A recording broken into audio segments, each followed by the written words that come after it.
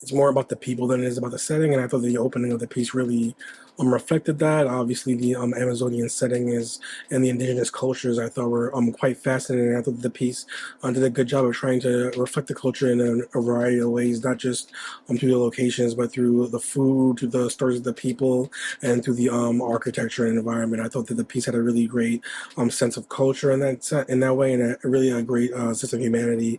That I thought it really gave the piece a good sense of personality, in particular, and it really felt like sort of an Anthony Bourdain type of adventure. And I thought that those kind of pieces are really easy to get into, especially when you have your narrator or subject really being engaged with the environment and being very curious about what's going on. That allows you to learn as well. So I thought it had an educational component as well as a sort of a very sort of spiritual component to it that I thought really gave it a very a grounded human feel that I thought worked quite well. The focus on this is the Colombia's Amazon rainforest, and we have this journey into it, and we're witnessing like a community work throughout this.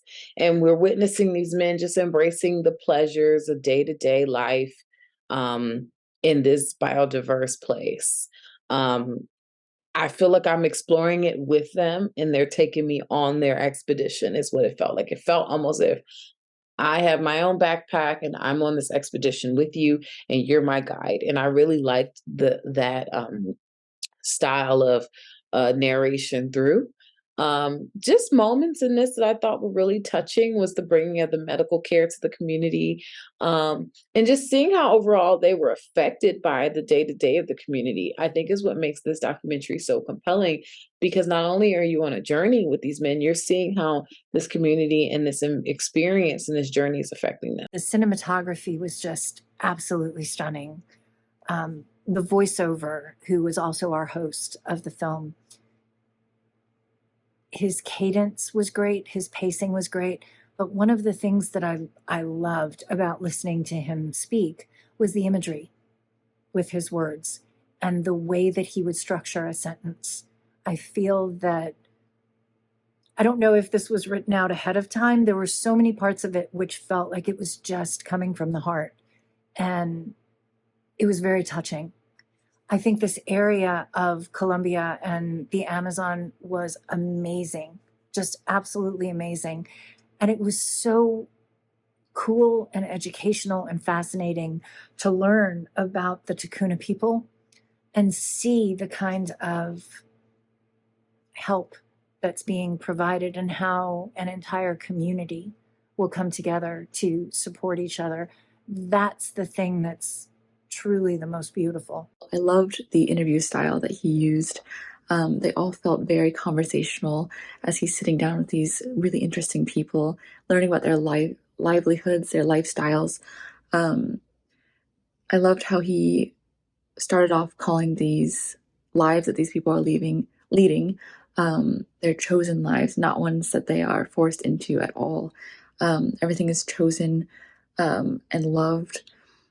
I liked that he didn't just interview them, he lived with them, he ate their food, he, participated in their activities, in their culture, their lifestyle.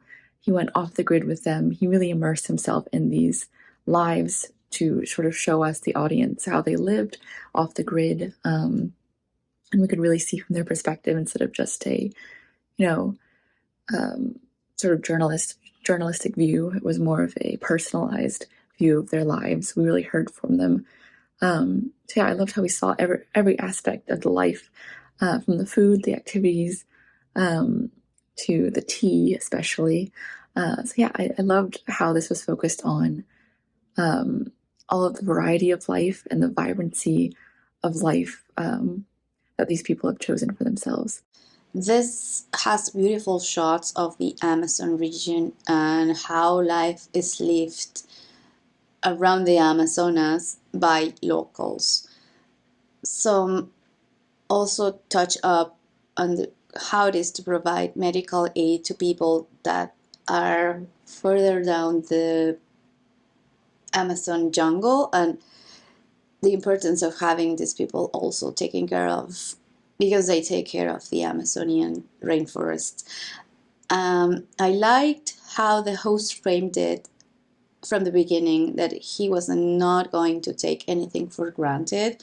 He was into learning and absorbing mode, which is very important when you visit some communities that have a higher level of integration with nature, and where outsiders can traditionally be perceived as the predators. So because we are normally the ones that come, like he mentioned, mining or other industries, can be perceived as not invited or not welcome. I loved his pursuit of the tea adventures and his knowledge of tea. To have this kind of idea and this concept of somebody that has spent so much time traveling, living in, different parts of the world that, like, again, we don't usually see or, really hear about from a local's perspective. And like, parts of the Himalayas, which I know that he said he previously lived in. So getting to getting the Amazon kind of showcased by somebody that has spent the majority of their time not living in cities, not seeking out, urban population, I think is really even better, because he has such an appreciation for a kind of different life than what I think most of us are used to. And because of that, he has the ability to showcase it really well and to connect with the local culture really well, and be able to really show everybody what it is.